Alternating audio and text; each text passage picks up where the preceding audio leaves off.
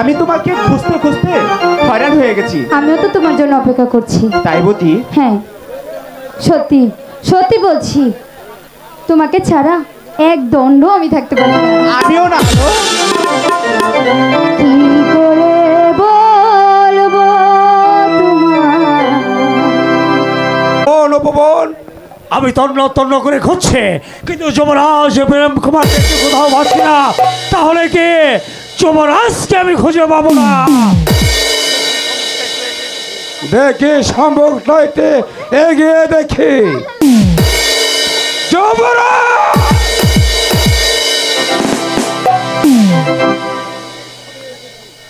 এক সময় এসেছে, আর দুটাকে একসাথে পেয়েছি।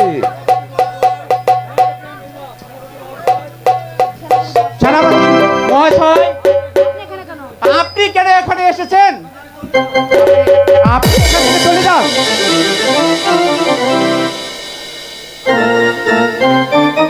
আমি এখানে এসেছি আপনার পিতার আদেশে, আপনাকে শৃঙ্খলিত করে রাজপ্রাসাদে নিয়ে যেতে। আমি কি কাপুরুষ? আমার দেহে এক বিন্দু রক্ত থাকতে বিনা যুদ্ধে আমি তোমার সাথে পরাজিত গ্রহণ করব? বালকের মন যুদ্ধের ছাদ মেরেছে, কিন্তু আমি কি করব? কিন্তু আমি কি করব? আমি যে নিরস্ত্র। এই নাও অস্ত্র, হোক তোমার বলের পরিচয়।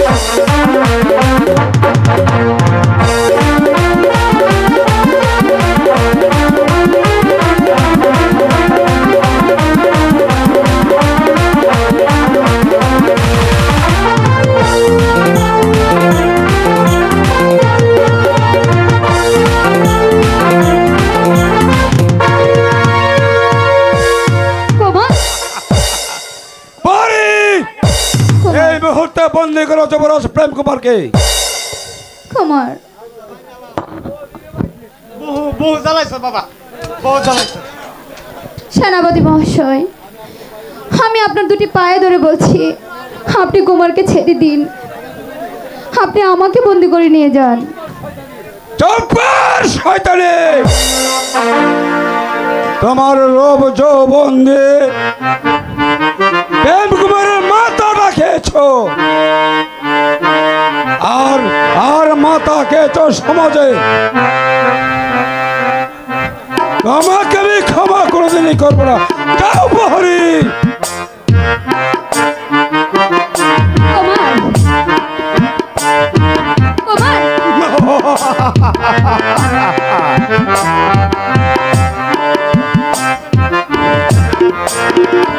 আমি চলে যাচ্ছি, কিন্তু সেনাপতি মশাই, যেদিন আমার হাতে এই রাজ্যভার আসবে, সেই দিন এই অপমানের প্রতিশোধ আমি কড়াই ঘন্টায় তুলে নেব। আসো আসো বাবা, আসো। এই সুযোগ তোমার জীবনে সে সুযোগ কোনোদিনই তোমার হাতে আসবে না, মনে রাখো। আলো আমার মন বোলানো রূপ দিয়ে পাড়ার লোকের ছেলের মাথা খেয়েছো, আর প্রেম কুমারের মাথাটা খেয়েছো। আমি তোমাকে বারণ করে যাচ্ছি, আর কোনদিন যদি যুবরাজ প্রেম কুমারের কাছে যেতে দেখি, তাহলে তোমাকে এই পৃথিবীতে সরিয়ে দেব।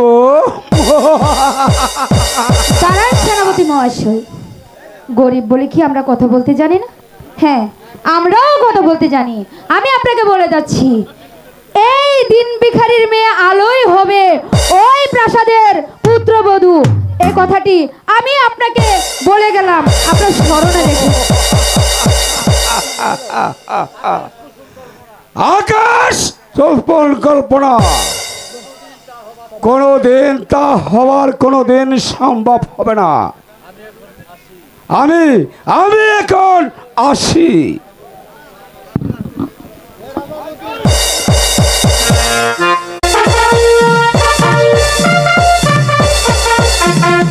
মহাশয়, সেনাপতি মানসিংহকে পাঠিয়েছিলাম এই যুবরাজ প্রেম কুমারের সন্ধানে, কিন্তু যুবরাজ প্রেম কুমারের সন্ধানে কি সেনাপতি মানসিংহ করতে পারেনি?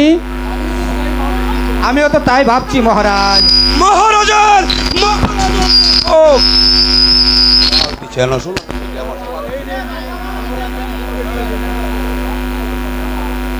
মহারাজার জয় হোক।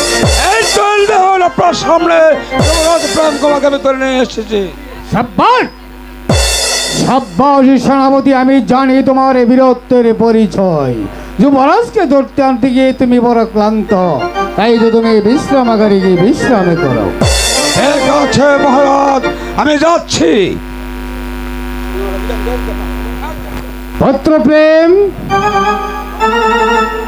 সেনাপতি মানসিংহের দ্বারা তোমার হাতে লোহ শৃঙ্খল পরিয়ে আমার সম্মুখে হাজির করেছি, আর আমি এখন সহস্তে তোমার হাতের বন্ধনে মুক্ত করে দিচ্ছি।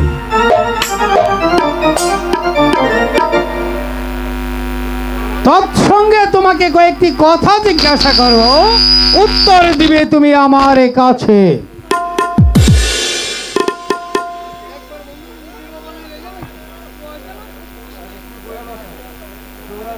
যুবরাজ প্রেম কুমার, আমি পরস্পর জানতে পারলাম তুমি নাকি আমার বাড়ির চাকর রমানন্দের মেয়ের সঙ্গে প্রেম নিবেদন করেছ, এ কথা কি সত্য?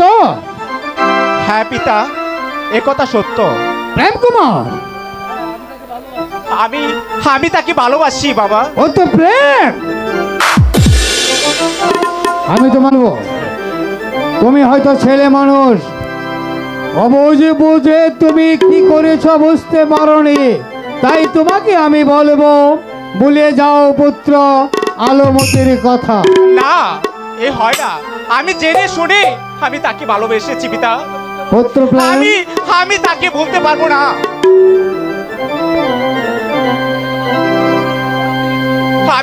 আমি তাকে ভালোবেসে আমার এই বুকে স্থান দিয়েছি। আমি চাই তোমার মুখ থেকে ছুঁড়ে মেলে দাও বাড়ির চাকর রামানন্দের মেয়েকে। না না পিতা, এ হবে না। পুত্র প্রেম, তোমাকে আমি একটি কথা বলবো, তুমি কি ভুলে গিয়েছ তুমি হচ্ছে এই বিজয়নগরের রাজাধিরাজ রাজা ধনরাজার বিজয় সেনের একমাত্র পুত্র যুবরাজ প্রেমী কুমার, তাই না? হ্যাঁ পিতা। তাহলে তুমি কর্ণ পেতে শুনে রাখো, তোমার গলায় বরমাল্য পরিয়ে দেওয়ার জন্য কত দেশের রাজকুমারীরা বরণ ঢালা নিয়ে বসে আছে। বরণ বা ঢালা তোমার গলায় পরিধান করে তোমাকে পতি দেবতার রূপে পেতে। তাই তো আমি চাই তুমি ভুলে যাও আলোর কথা, রাজকুমারী হবে তোমার চির সঙ্গিনী। না পিতা, আমি চাই না রাজকুমারী, আমি চাই না কোনো বড় লোকের দোলালি আমার লাইফ। আমি আলোকে মন প্রাণ দিয়ে ভালোবেসেছি, আমি তাকে ছাড়া বাঁচবো না পিতা। অতুল প্রেম, হ্যাঁ পিতা।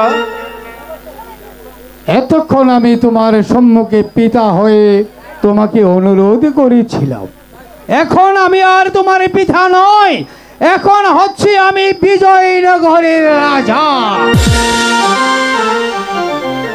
আমি তোমাকে বলছি, এই মুহূর্তে তুমি আমার সম্মুখে দাঁড়িয়ে একটি বার তুমি মুখ থেকে উচ্চারণ করো, পিতা জীবনের জন্য ভুলে গিয়েছি আলোমতির কথা। না পিতা, ভুলে যাও আলোর কথা, ভুলে যাও আলোর কথা। না পিতা, এ সম্ভব নয়। আমার জীবন চলে গেলেও আমি তাকে বলতে পারবো না আমি মন প্রাণ দিয়ে যাকে ভালোবেসেছি, এই পৃথিবীতে যতদিন আমি বেঁচে থাকবো এই আলোকে ছাড়া আমি বাঁচবো না পিতা। আপনি আমাকে দয়া করুন, এত হৃদয়হীনা হবেন না আমাকে। শোনো যুবরাজ প্রেম কুমার, তুমি কার সম্মুখে দাঁড়িয়ে কথা বলছো?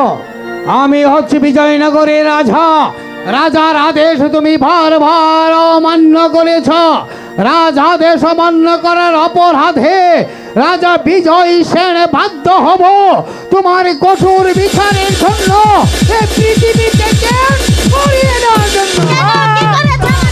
প্রেম কুমার যে তাকে পৃথিবী থেকে সরিয়ে দেবে, আসো। পুত্র প্রেম তুমি আমার বুকে এসো, দেখি কার এত বড় সাধ্য আছে যে আমার বুক থেকে তোমাকে ছিনিয়ে নেয়। রানী, তুমি তোমার পুত্রদের বুক থেকে সরে এসে একটি বার তুমি এসো আমার কাছে, আমি তোমাকে সবে বুঝিয়ে বলছি। আমি শুনেছি তোমার এই পুত্র যুবরাজ প্রেমী কুমার আমার বাড়ির চাকর রামানন্দের মেয়ের সঙ্গে করেছে প্রেমের নিবেদন। হ্যাঁ রানী, আমি আর কিছু বলতে চাই না, আমি শুধু তোমার কাছে এই কথাটাই জানতে চাই। আমি চলে যাচ্ছি অন্তপুরে, তুমি তোমার পুত্রকে বুঝিয়ে বলো সে যেন চিরদিনের মতন ভুলে যায় আমার বাড়ির চাকর রামানন্দের মেয়ে আলোর কথা ভুলে যায়, আলোর কথা চিরদিনের জন্য সে যেন ভুলে যায়। পুত্র প্রেম, তোমার পিতা যা বলে গেল তুমি শুনেছো নিশ্চয়ই, তাই আমি বলছি তুমি রমানন্দর মেয়ে আলোর কথা ভুলে যাও বাবা।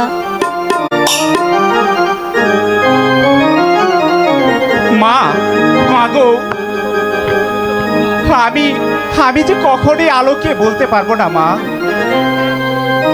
আমি যে আলোকে ভালোবেসে আমার বুকের মধ্যে স্থান দিয়েছি, আমি কেমন করে আলোকে ভুলে যাব মা?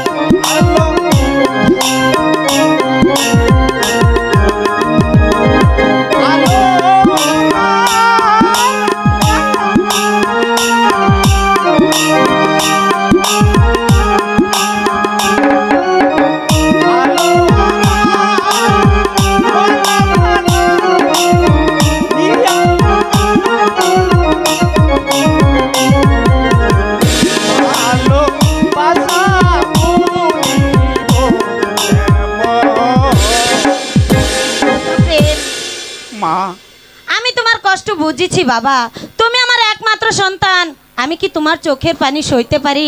মা। তাই আমি মনে মনে মনস্থির করেছি ওই রামানন্দর মেয়ে আলোর সঙ্গে আমি তোমার বিয়ে দেব। সত্যি সত্যি বলছো মা? হ্যাঁ, এই কে আছিস?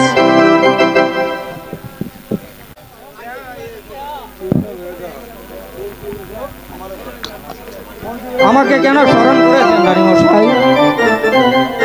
আপনি এখনই রমানন্দর বাড়িতে যাবেন, গিয়ে রমানন্দ ও তার স্ত্রী ও তার মেয়ে আলোকমতিকে রাজপ্রাসাদে সসম্মানে নিয়ে আসবেন। ঠিক আছে রানী, আমি যাব আর নবনন্দকে বুঝে তার মেয়েকে রাজপ্রাসাদে নিয়ে আসবো। পুত্র প্রেম, তুমি আমি বড্ড জানি। ক্লান্ত, চলো তুমি বিশ্রাম নেবে। ঠিক আছে, আমি জান। তাই চলো।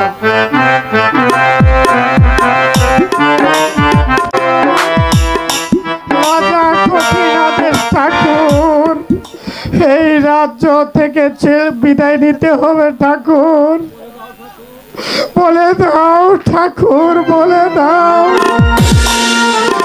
আমি বউ জীবত লয়ে কোথায় যাব ঠাকুর? বাবা, না, না, ও না। বাবা, কি হয়েছে বাবা তোমার? তুমি কাঁদছো কেন? হয়েছে রে মাথার মন্ডু, ভাবছি তোর মাথার মন্ডু। বাবা, তোকে যে কেন শিশুকালে বিষ খাওয়ায় মারলাম না রে মা, সেটাই আমার ভুল হয়েছে রে মা। বাবা, তুই তুই এই গরিব প্রজার রূপে কেন জন্ম নিয়েছিস? বাবা, এই পুরা মুখে তুই আমাকে মা ডাকবি না,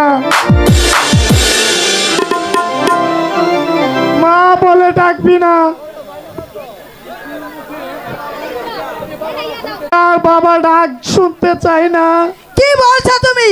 বাবা ডাক তুমি শুনবে না দেখি অন্য জনে শুনবে? আর শুনো, মরতে যদি হয় সবাই একসঙ্গে মরবো, বাঁচতে হলে একসঙ্গে বাঁচবো।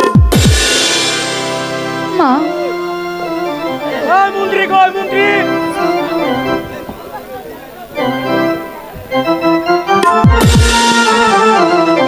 নবনন্দ বাড়ি আছো? নবনন্দ, ওই দেখ পুরামুখী মন্ত্রী বসে আছে আমাকে ধরে নিতে। চল পুরামুখী, তোকে নিয়ে কালীধর মন্দিরে বন্দি দিয়ে আসি। তোমরা মিছামিছি কান্দাকাটি করছো নবনন্দ। আমি তোমাদেরকে ধরে নিতে আসিনি, আমি এসেছি তোমাদেরকে সসম্মানের সহিত রাজপ্রাসাদে নিয়ে যেতে। চলে এসো আমার সঙ্গে। চল পুরামুখী, পুরামুখী।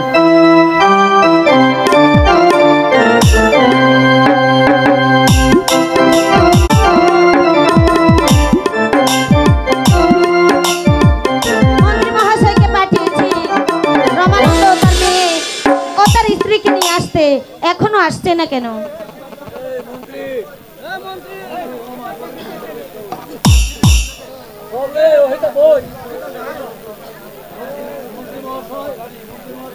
মন্ত্রী মহাশয়,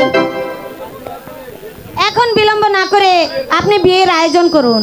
ঠিক আছে বেগম সাহেবা, এই তোমরা চলে এসো।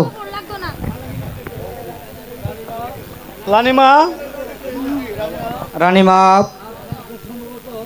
আজকালকে সম্ভবত বিয়ের দিন আগবাজারে হয়ে থাকে, কিন্তু এই বিবাহে মহারাজের থাকা উচিত ছিল। আপনি কোনো চিন্তা করবেন না মন্ত্রী মহাশয়, পুত্র শুধু মহারাজের একার নয়, পুত্র আমারও। মহারাজকে যা বলার তা আমিই বলবো। শুধু তাই নয়, যদি প্রাণদণ্ড দেয় তা আমি মাথা পেতে নেব।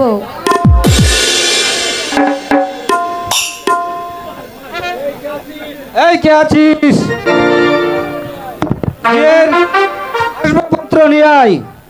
হবে, আমার পুত্রর পছন্দ আছে বটে।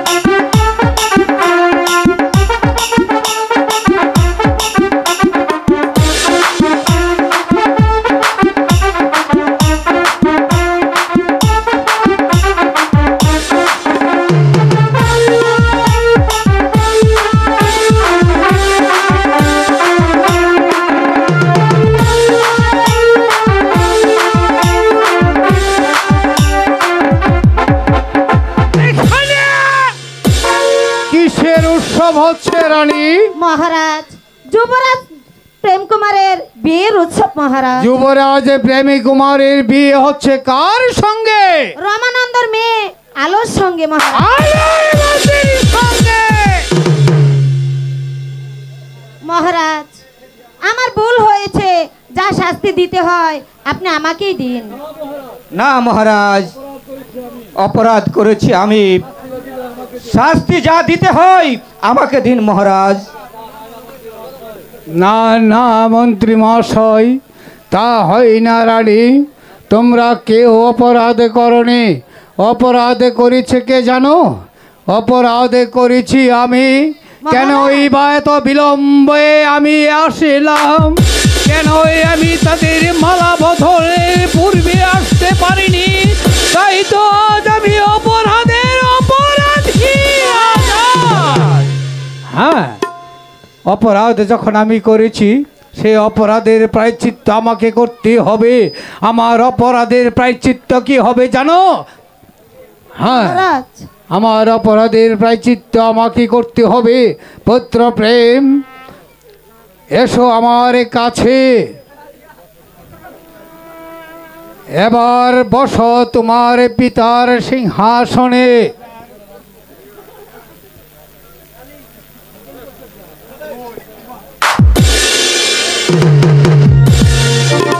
আর শুধু তাই নয়, এবার ধারণ করো তোমার পিতার মাথার রাজ মুকুট।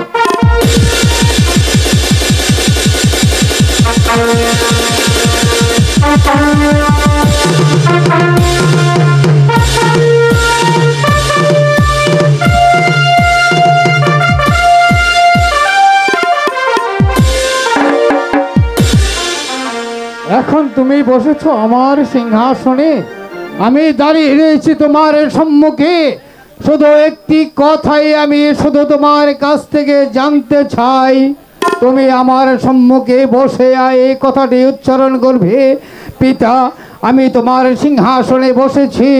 এই সিংহাসনে বসে আমি এমন কোনো কর্ম করব না যে কর্মের জন্য আমার নামের কলঙ্ক হয়। এমন কোনো কর্ম তুমি করবে না যে কর্মের জন্য আমার বিজয়নগরের প্রজাদের কোনো দুঃখ কষ্ট পায়। এই অঙ্গীকারটা শুধু তুমি আমার সম্মুখে করবে, আর তোমার পিতা কর্ণকে তার শ্রবণ করবো। হ্যাঁ পিতা, আমি কথা দিচ্ছি, আজ থেকে রাজ্য পরিচালনার কালে এমন কোনো কর্মকাণ্ড আমি করব না যাতে করে আপনার নামে কলঙ্ক হয়। আমার কর্মের জন্য আমার রাজ্যের প্রজাদের কোনো দুঃখ পাই। পুত্র প্রেম, আমি সুখী হলাম। আজ থেকে আমি নিশ্চিন্ত হলাম। এবার তোমরা থাকো তোমাদের কর্মস্থলে, আমি চলে যাচ্ছি। মহারাজ, মহারাজ, আপনি কোথায় যাচ্ছেন মহারাজ? রানী শুনবে, শুনবে রানী, হ্যাঁ মহারাজ, আমি এমন একটা জায়গায় যাব যেই জায়গার মধ্যে থাকবে না কোনো দলাধলি, যেই জায়গার মধ্যে থাকবে না কোনো হিংসা বিভেদ, যেই জায়গার মধ্যে থাকবে না কোনো লোভের লালসার কেশ মাত্র, আমি চলে যাব এমন একটি জায়গায়, সেই জায়গাটাই হচ্ছে আমার এই সনাতন ধর্মের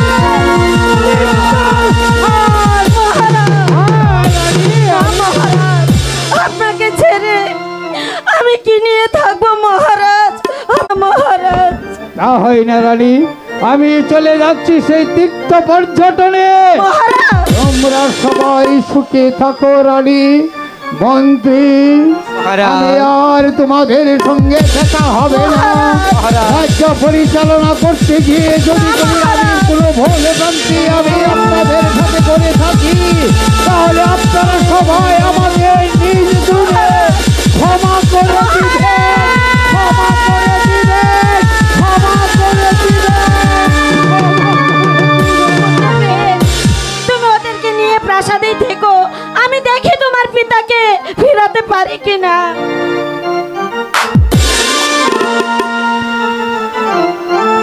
একে একে সবাই চলে যাচ্ছে, কিন্তু আমি এখন কি করব? কি করে রাজ্য পরিচালনার কাজে কুমারকে সহযোগিতা করব? ঠাকুর, তুমি সহায় থেকো। ঠাকুর, তুমি সহায় থেকো, তুমি সহায় থেকো।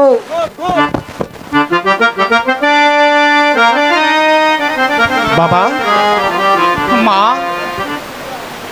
আজ থেকে তোমরা আমার কাছেই থাকবে। আপনাদের খাবার দাবারের সকল ব্যবস্থা আজ থেকে আমি গ্রহণ করব। আপনারা অন্তঃপুরে যান। মালো স্বামীর কথা মতো